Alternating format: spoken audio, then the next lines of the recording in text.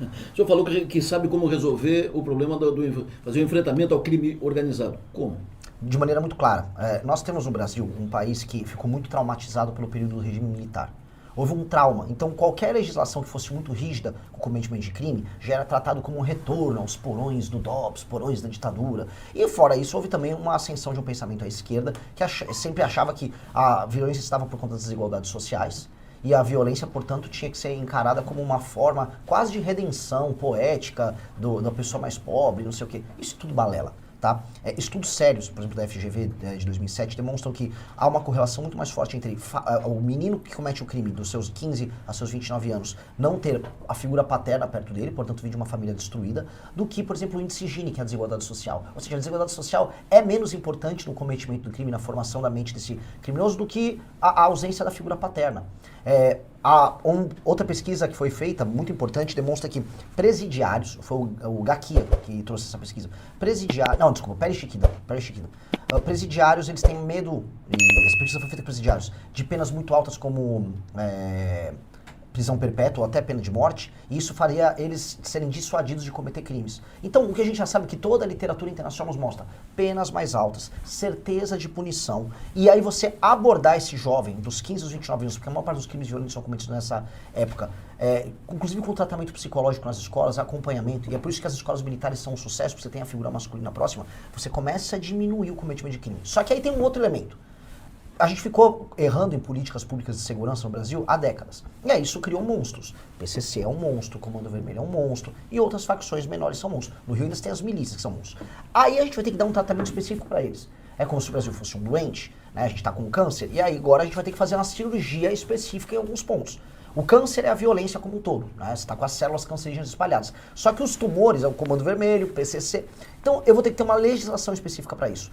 Essa legislação dá-se o nome de direito penal do inimigo, que é uma teoria de um jurista alemão chamado Günther Jacobs, que inclusive vai escrever para nossa revista. Um professor, um vovozinho alemão, muito inteligente, trouxe essa perspectiva de que quem não aceita a legislação e a cultura de um país está permanentemente em cometimento de crime, como por exemplo uma organização terrorista, ele não pode ter os mesmos direitos e prerrogativas que um cidadão comum. Se você bate o carro e vai lá dar uma briga na rua, você acaba dando um socão na outra pessoa. Tudo bem, você vai ter que ser punido eventualmente, mas você tem os seus direitos, você tem sua presunção de inocência. Uma pessoa que coloca uma tatuagem em Comando Vermelho, ele não tem presunção de inocência. A gente tem que considerar que ele está permanentemente em cometimento de crime. Essa pessoa tem que ser considerada como alguém que terá que ser abordada para a polícia e já ser presa, tão logo ela seja identificada. Essa pessoa não vai poder pagar fiança, essa pessoa não pode ter progressão de pena, as penas têm que ser mais duras com relação a ela, ela não pode ter audiência de custódia que simplesmente possa liberar ela. Ou seja, ele é um ser anômalo. Ao fazer isso, e no primeiro dia de mandato nosso, decretar estado de defesa circunscrito apenas às regiões tomadas pelo tráfico, a gente pode destruir o crime organizado no Brasil. E aí, ou os bandidos se entregam de maneira pacífica, ou a gente prende ou mata eles de maneira clara. E aí esses caras vão pra cadeia, e aí a gente começa um novo capítulo no Brasil, que é recuperar as dezenas de milhões de pessoas que vivem nas favelas do Brasil. Que é ali onde o crime é cometido, é ali onde esses meninos que entram pro crime são gestados. E é ali que a gente tem que atacar. Atacar no sentido positivo, desfavelizar, criar bairro, fazer investimentos poderosos de infraestrutura para a gente alterar essa dinâmica e recuperar para o Brasil esses milhões de cidadãos. Confirmando, essa entrevista está sendo retransmitida em áudio e vídeo pelo 48, 4 numeral 8 por extenso.com.br, além das ondas da Rádio Som Maior também em áudio e vídeo no 48, 4 numeral 8 por extenso.com.br. Comentarista da eleição Som Maior, Laércio Menegas, professor, bom dia, fica à vontade.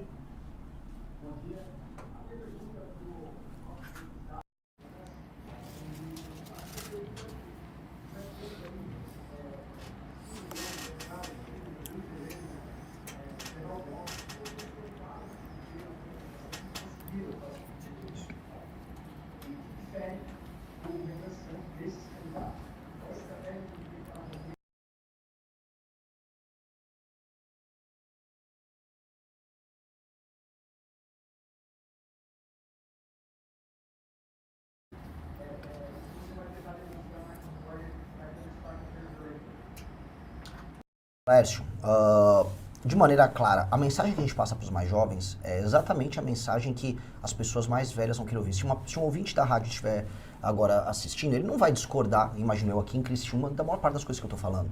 Ele, na verdade, não me conhece e, na verdade, se ele tiver lá mais de seus 50 e poucos anos, ele está, vamos dizer, ainda inebriado pela lógica do bolsonarismo como resposta dialética ao petismo. O bolsonarismo como enfrentamento natural ao petismo. Mas se você olhar na letra da lei, ou se você olhar no papel, as propostas do Flávio são muito menos condizentes com o que ele pensa do que as minhas. Então, se ele olhar e olhar minha trajetória, eu liderei o impeachment da Dilma Rousseff nas ruas e no parlamento. Eu fui capaz de fundar um partido, a família Bolsonaro não foi capaz de fundar um partido. Eu jamais votaria nessas leis feministas que passaram no Congresso. Assim como o nosso deputado Kim Kataguiri nunca votou, eu jamais ficaria fazendo campanha falando que eu vou ficar aumentando Bolsa Família. Ou seja, contrariando a lógica e o sistema de valores do próprio eleitor dele. Jamais faria isso. Então, se esse eleitor conhece e passa a ser um pouco generoso, ele não tem motivo de discordar. E aí existem dois elementos, e a pergunta é muito boa, porque ela trata de dois momentos geracionais. O Fernando Henrique e o PSDB, eles representaram um processo de modernização de um país que tinha medo de falar que era de direita.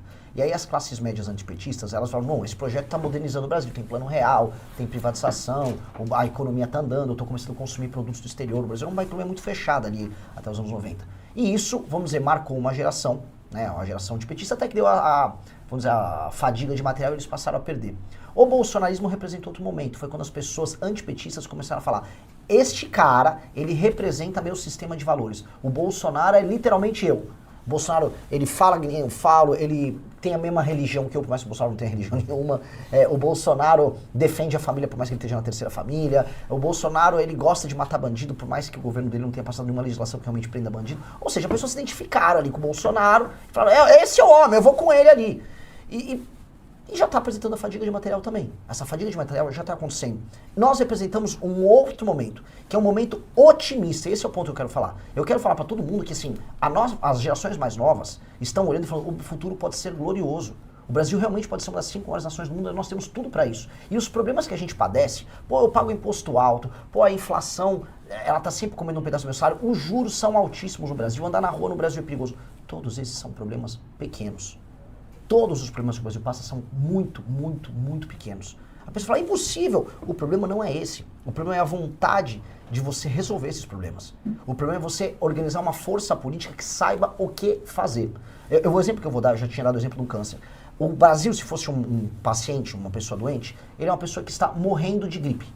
Sabe, existe cura pra gripe, existe remédio pra gripe, todo mundo sabe como resolver, só que a pessoa não quer cuidar, porque se ela tem um parente que falou que ele tem que tomar suco de cenoura e um chá e não tá tomando remédio pra gripe. Este é o cenário do Brasil. Resolver o problema de juros do Brasil é fazer uma boa reforma fiscal. Resolver a questão de segurança pública, passando a legislação certa e tendo vontade, se resolve em 1, 2 anos. Resolver a questão da reforma administrativa dos estados e municípios para fazer eles serem autossustentáveis, como são aqui em Santa Catarina, a gente resolve em 3, 4 anos. É questão de resolver uma equação política. Isso é difícil. Que é resolver os jogos de poder que existem entre os estados, os municípios, o tal do centrão. Hoje também tem o STF como um player. Este é o desafio. E nós estamos criando um projeto político inteiro devotado a resolver isso.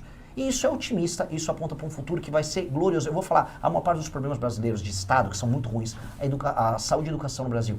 Com o uso da tecnologia, com a inteligência artificial que está chegando aí, galera, é uma revolução. Vai mudar tudo. O SUS, que antes era uma desvantagem brasileira, vai ser uma vantagem enorme, porque ele é centralizado, a gente vai poder cruzar dado, aí a gente vai poder saber se uma pessoa vai desenvolver diabetes, já vai ter um remédio próximo. O presidente de El Salvador, o Bukele, apresentou esse mesmo projeto e já está fazendo uma espécie de SUS dele no celular da pessoa, que não tem atraso, a pessoa consegue fazer a consulta com o médico, em vez de pegar fila, ela já faz por teleatendimento com qualquer médico espalhado pelo país, o remédio já aparece num totem perto da casa dele, aí você consegue prevenir, controlar estoque, gasta menos dinheiro, tem menos corrupção, é muito melhor. O futuro será incrível. E para você fazer uma revolução que envolva inteligência artificial, alta tecnologia, você precisa de gente boa com cabeça nova. E é isso que a nossa geração está aprendendo a ser, a geração que vai usar a tecnologia para fazer com que o Brasil diminua o gap, a distância que a gente tem para os países maiores.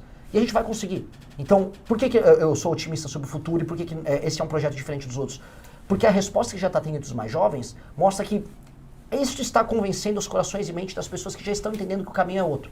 E aí é um processo de convencimento, é um processo natural. Já aconteceu com o Milei na Argentina, já aconteceu com o Trump nos Estados Unidos. O próprio Bolsonaro teve um pouco disso. Isso está acontecendo com a gente. Se fala de reforma tributária, ela está sendo implantada, fala-se da reforma administrativa, reforma previdenciária, reforma política. O que você faria numa reforma política se fizesse a reforma política, se entendê-la necessária? Pergunta difícil, hein, homem? Pergunta difícil. Eu vou falar meus dois Minhas duas posições sobre reforma política. Quando todo mundo fala em reforma política, as pessoas estão falando muito em modelo de votação. É distrital misto. Muitos vão nessas linhas. Pode ter mais partido, pode ter menos partido. Eu vou levar minha reforma política para outro campo. Tá? Porque, por mais que eu falasse, Renan, qual a sua opinião? Eu gostaria de ter voto distrital misto de lista fechada, para não ter nem tiririca na lista. Mas isso é uma outra discussão, a gente pode, depois, se quiser abordar em outra pergunta, a gente faz. A principal parte de uma reforma política nossa é entender qual o problema político do Brasil. E o problema político do Brasil é o orçamento e as decisões políticas são concentradas na mão de gente que administra os piores estados e municípios do Brasil, e essas pessoas não têm nenhum compromisso com o resultado, e elas mandam mais do que as pessoas que têm compromisso com o resultado. Ponto. O que eu quero dizer, traduzindo o que eu falei, o presidente do Senado é do Amapá e o presidente da Câmara é da Paraíba. Eles não podiam estar nessa posição. Tem pessoas dos piores municípios, de regiões mais mal administradas no Brasil, no Tribunal de Contas da União, no STF. Alguns dos últimos nomeados, teve um cara do Piauí, que é o Cássio Nunes, e teve o Flávio Dino do Maranhão. Piauí e o Maranhão apresentam alguns dos piores índices de desenvolvimento humano. É como se eu pegasse para administrar um time de futebol, um técnico que acabou de ser rebaixado para a Série D. Não tem nenhum sentido eu botar um técnico na Série D na seleção brasileira, mas na política brasileira faz sentido. E como é que eu altero isso? Veja, o dinheiro dos catarinenses ele é tirado via impostos, ele vai para o governo federal, e aí ele, pelo fundo de participação dos estados, fundo de participação dos municípios, ele é enviado para municípios pouco funcionais em outros lugares do Brasil. Eu fui visitar esses lugares pouco funcionais. O IDH desses lugares, a atividade econômica não aumenta. E os governadores não têm nenhuma obrigação em fazer a arrecadação do estado aumentar. Ele só fica com o pires na mão, dando calote para o governo federal, ou esperando cair o dinheiro. Então, um governador, por exemplo, do Maranhão, ele não melhora a vida do maranhense. Ele só fica aguardando um paulista, um catarinense trabalhar mais para coletar mais impostos do governo federal e cair no cofre dele. Aí sabe o que acontece? Um salário de um professor no Maranhão, ou um salário de um policial no Maranhão, é mais alto do que um de São Paulo. Mesmo o custo de vida lá sendo muito menor. Vocês sabiam disso aqui? Talvez, eu não vi o de Santa Catarina, mas talvez seja mais alto que o de um policial ou de um professor em Santa Catarina. É justo se o dinheiro foi coletado aqui? Só que os índices educacionais, os índices de segurança pública nesses lugares são piores do que São Paulo e Maranhão. São Paulo e Santa Catarina. Isso não é correto. Como resolver isso? A minha reforma passa pelo seguinte.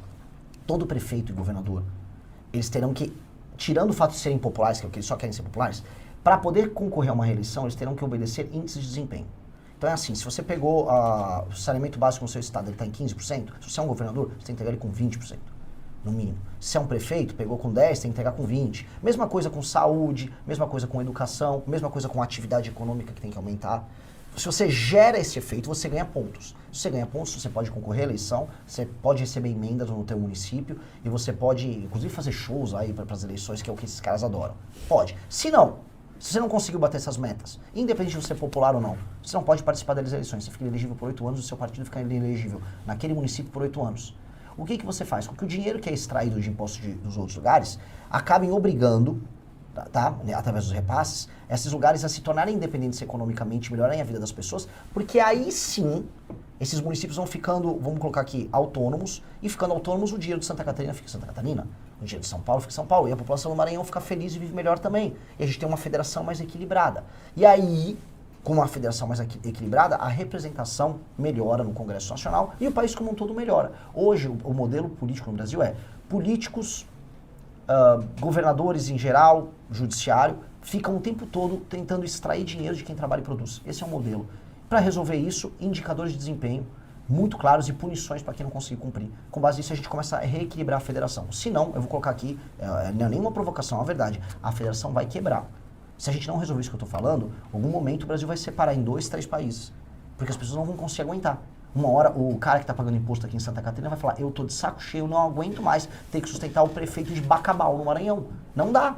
Não dá. E o cara de Bacabal, ele só rouba a população de Bacabal. E ainda me rouba aqui em Santa Catarina, eu nem sei quem é ele. Uma hora vocês não vão aguentar. Pois só de São Paulo não vai aguentar. E eu tô avisando, porque as pessoas estão começando a se odiar nas regiões. A gente não pode se odiar. O Brasil é um país para ser um país imperial, um país enorme. Isso tem que ser resolvido. Na sua reforma política, mantém a reeleição? Eu manteria a reeleição para deputados. Eu acho, entretanto, muito mais racional a gente aumentar o mandato de presidente para 5 anos e não ter reeleição. Aí o presidente consegue apresentar um projeto e aí ele pode, na reeleição, lançar um candidato do partido dele. Acho que não tem problema nenhum. Agora, o modelo de reeleição, como nós temos no Brasil, é um modelo doente. Por que doente?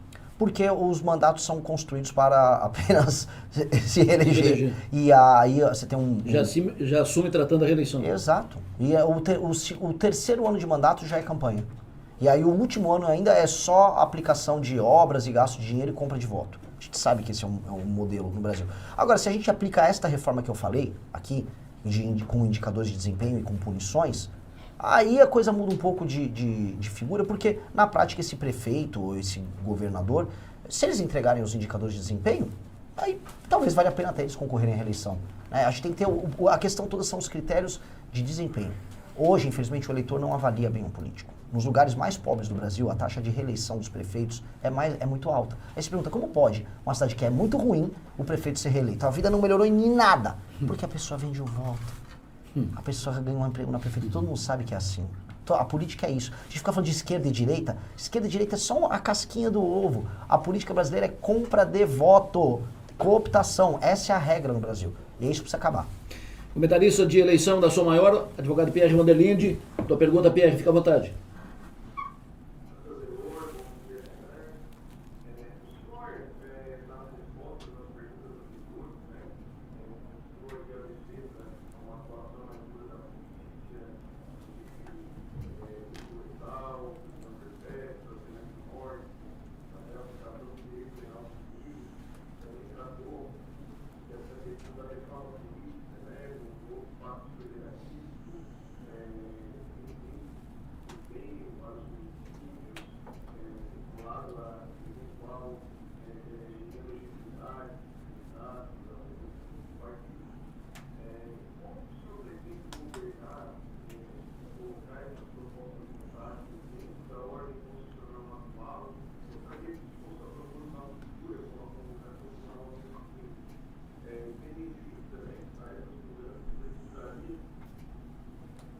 Opa.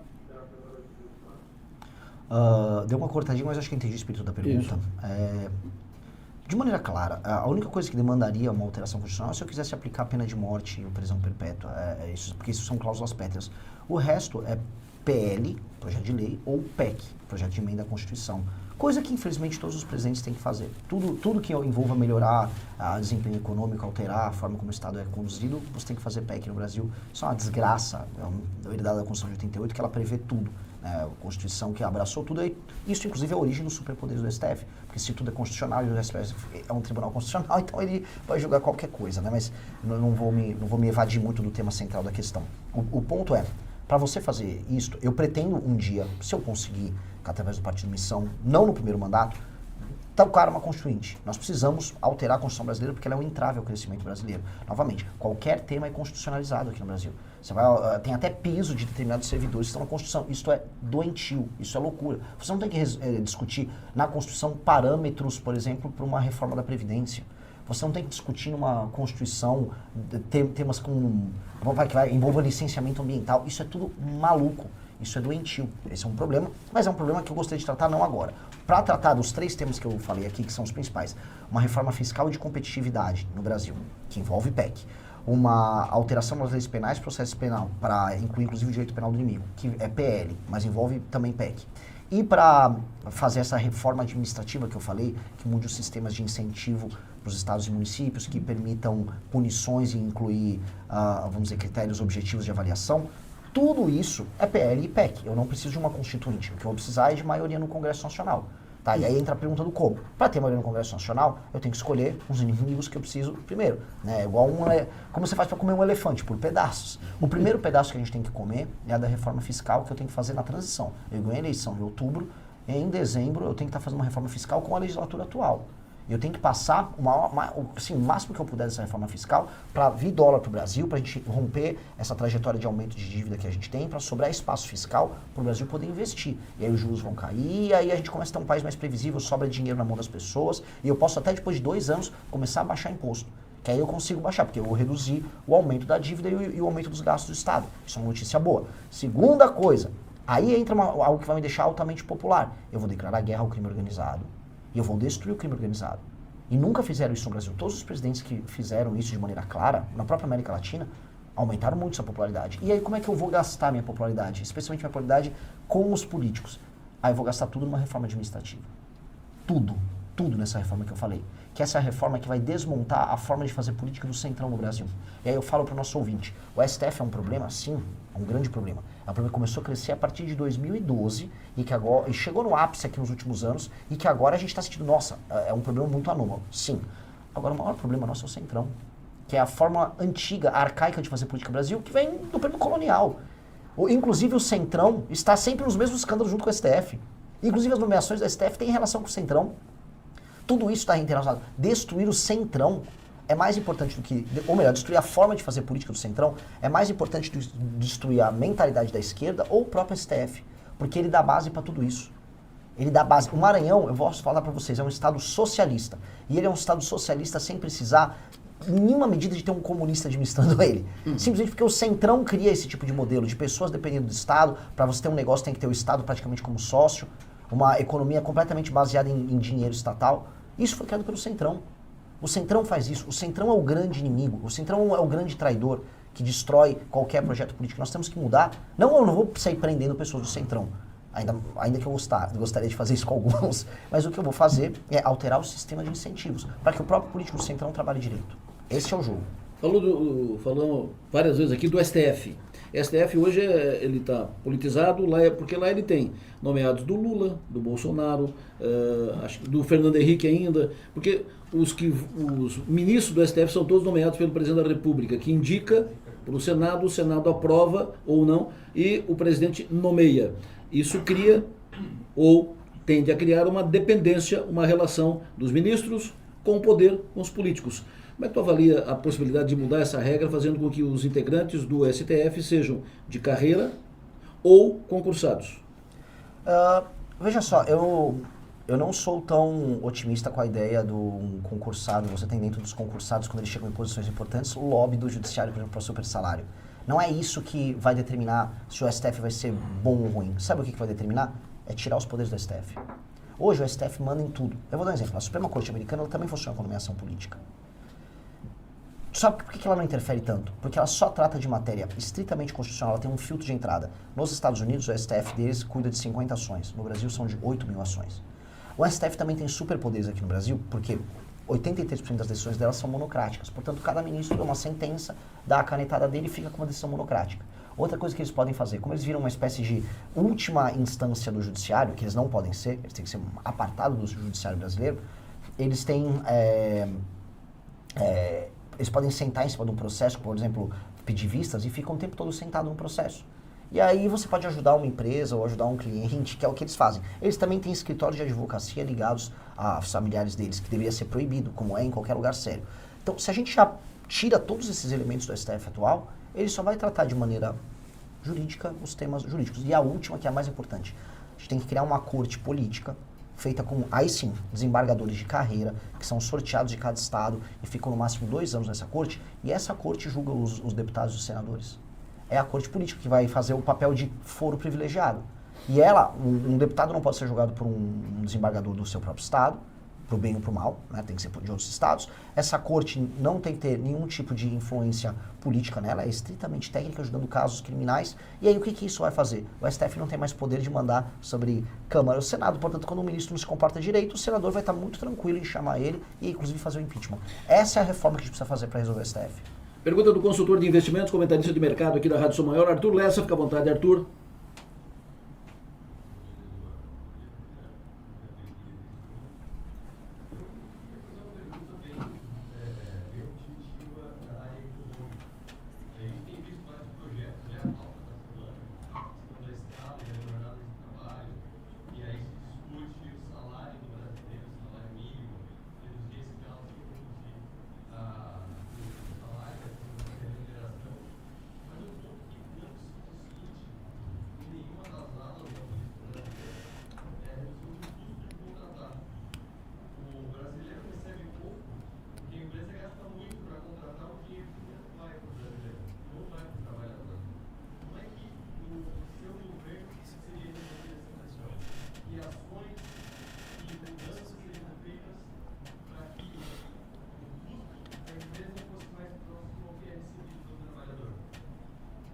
Não fica à vontade. Grande pergunta. Olha, só para começar aqui, eu não vi ainda os demais, tá? Mas eu sou o único pré-candidato completamente contrário a esse projeto populista do governo Lula, que vai gerar desemprego, que é o fim da escala 6x1. Porque eles colocam nos seguintes termos dessa discussão. Olha, ou de um lado você trabalha 6x1, ou do outro você vai ganhar a mesma coisa e vai trabalhar menos. É mentira. Porque ele está levando a erro as pessoas. Tem que ser, ou de um lado você vai ter a possibilidade, tá, de acabar com a escala 6x1 e aí trabalhar menos e ganhar igual, com uma jornada menor, tá? E essa possibilidade é mínima, ou você vai ter desemprego puro e simples. E você não vai ter nenhum emprego. Porque essa é a discussão que tem que ter. As pessoas muito provavelmente ficarão sem emprego, empresas vão aumentar os custos delas, empresas vão fechar, o Brasil vai perder competitividade em alguns setores industriais que ele faz parte das cadeias globais de produção e vai vir alguma empresa mexicana, alguma empresa chinesa, alguma empresa vietnamita, alguma empresa indiana e vai roubar os clientes dos brasileiros e o Brasil vai ficar mais pobre. Porque você não aumenta os rendimentos das pessoas se não aumentar a capacidade produtiva, a produtividade da economia brasileira. Ponto. Isso aqui é papo de maluco populista que o Lula está usando para tentar ganhar a eleição. Só. E a direita não tem coragem de falar isso. Inclusive vi o Nicolas, né, já ensaiando um voto favorável a isso. Ele falou assim, eu vou botar uma emenda que aí o governo vai ter que pagar para as empresas a diferença. Mentira, isso é loucura. Aí a gente vai quebrar as contas públicas só para atender o desejo populista do Lula? Isso é loucura. Então vamos lá, o que a gente tem que ter, e respondendo a tua pergunta, juntando esses assuntos. O modelo de contratação da CLT, que tem todos esses custos, ele é inviável. Nós temos que ter um novo modelo de contratação e uma cobrança, aí sim, dos impostos concernentes à INSS, que é o recolhimento, né? De maneira flat para todo mundo. Ou seja, nós temos hoje um MEI que cobra menos, então a pessoa hoje faz um MEI e ela trabalha como MEI, e ela paga alíquotas muito menores, na CLT ela paga muito alto. Em ambos os casos, em um dos casos a pessoa fica com a maior parte do dinheiro no bolso e no outro caso o Estado fica com a maior parte do dinheiro. Nós temos que criar um parâmetro menor, cobrando impostos menores, muito menores do que a CLT, em que seja fácil de contratar, em que seja fácil você demitir uma pessoa, como é qualquer lugar do mundo, em que não tenha judicialização. Inclusive aqui em Santa Catarina a gente voltou a ter hiperjudicialização na área trabalhista, porque começou a ter decisão de desembargador aqui, falando, não, você não tem custo sem entrar com ação trabalhista novamente, ou seja, disparou, aumentou em mais de 15% as ações trabalhistas, tem que ter essa segurança jurídica. O modelo da CLT, se não abandonado, a gente vai ter que deixar ele num canto e criar um outro modelo de contratação simples e direto e igual e previsível que faça as pessoas trabalharem com muito menos custos. Aí o que vai acontecer? As pessoas vão naturalmente abandonar o modelo CLT para um modelo que, vamos dizer, o desconto dela, referente, por exemplo, ao INSS, que é no fundo a aposentadoria, o sistema previdenciário brasileiro, mas no fim do dia a maior parte do dinheiro ficando com ela e a maior previsibilidade. Este modelo, ele tem que estar presente já no próximo governo. O próximo presidente da República precisa fazer isso, porque o Brasil está indo para uma informalidade bizarra, e nessa informalidade tem pessoas que estão trabalhando e também não estão, basicamente, arrecadando os impostos para a área do INSS. Então isso vai dar um problema previdencial lá para frente. E o cara da CLT está pagando um valor altíssimo. Então está muito desequilibrado. A gente vai precisar reequilibrar para pagar todo mundo um pouquinho, bem menos do que a gente está pagando na média, de impostos, e facilitar a contratação das pessoas. Acho que isso vai ter um efeito muito positivo na cadeia como um todo. Renan, pergunta de milhões. Está hoje colocada uma tendência de ter no segundo turno no Brasil entre Lula e Bolsonaro, Lula e Flávio Bolsonaro. Ponto. É a tendência, é o que está colocado. Tu está correndo o Brasil tentando quebrar essa lógica, essa tendência e ganhar uma vaga no segundo turno. Mas, mantida a tendência, como é que vota o Renan no segundo turno? Renan vota em Renan. Se o Renan não estiver no segundo turno? Eu não trabalho com essa hipótese. Nunca trabalharei. Não senta num campo de batalha pensando em perder. Imagina assim, eu tenho milhares, tem meninos colocando o seu coração, sangue, suor e lágrimas, trabalhando no Brasil sem dinheiro nenhum, ajudando a pré-candidatura. Aí eu vou aqui, chegar para você, vou ficar conjecturando uma derrota para esse cara. Eu nunca vou conjecturar essa derrota. Segunda pergunta. Num debate, vamos supor que todos estejam no debate. Primeiro debate realizado, Renan, Lula, Flávio Bolsonaro, Caiado, Zema, se estiverem no processo e tal. O que tu perguntaria pro Lula? Uau! Seria o meu primeiro encontro com o Lula desde 1989. Eu vi ele num jogo de futebol e mandei ele tomar naquele lugar, por causa do meu pai, né? Eu tinha 5 anos de idade. Assim, a primeira pergunta é uma pergunta meio óbvia, muito idiota, mas de fato, cadê a tal da picanha? No sentido de, cadê os ganhos na vida das pessoas? Cadê a acumulação? Cadê a felicidade maior do brasileiro? Cadê os gastos dele? Cadê o consumo maior que ele prometeu e não entregou? Onde está isso? Porque ele vai precisar explicar isso, porque ele falou que as pessoas iam ficar mais prósperas e terminou o mandato dele dando pé de meia, botijão de gás e energia elétrica, ou seja, todo mundo ficou mais pobre. Se você está precisando de um botijão de gás, inclusive aqui em Santa Catarina tem lugar de entrega do botijão de gás dele, significa que todo mundo ficou mais pobre. E alguém vai ter que mostrar e jogar isso na cara dele. Que as pessoas ficaram mais pobres no governo dele e ele está agora arrancando dinheiro das pessoas que trabalham e produzem para dar botijão de gás para os outros. Aí eu quero ver, ele vai ter que sambar para responder isso. Aí na segunda pergunta tu vira e pergunta pro Flávio Bolsonaro. A primeira pergunta para o Flávio Bolsonaro é: explique para o Brasil por que você chegou e entrou com uma liminar mandando o COAF sair da frente para salvar você de um escândalo de rachadinha em que os seus funcionários davam o dinheiro deles, em que é 90% do salário, para o Queiroz, e o Queiroz administrava e pagava inclusive as contas dele, Flávio. E se isso não é, isso próprio, uma facilitação do trabalho do STF, porque na prática o STF ficou hiperimpoderado por conta do escândalo da rachadinha do Flávio Bolsonaro, em que o pai dele fez um acordo para salvar ele. E ele vai ter que explicar esse acordo para o Brasil. Porque uma coisa é fazer as pessoas ficarem na frente de quartel, achando que estão enfrentando o sistema. O outro é o próprio Flávio Bolsonaro fazer acordo com o sistema para não ser preso. Se você gostou do vídeo, se inscreve no canal para não perder nenhum corte e ficar por dentro de tudo que acontece na política. Deixa o like porque isso ajuda muito o canal a crescer. Ativa o sininho para receber os próximos vídeos e compartilha com alguém que precisa ver isso.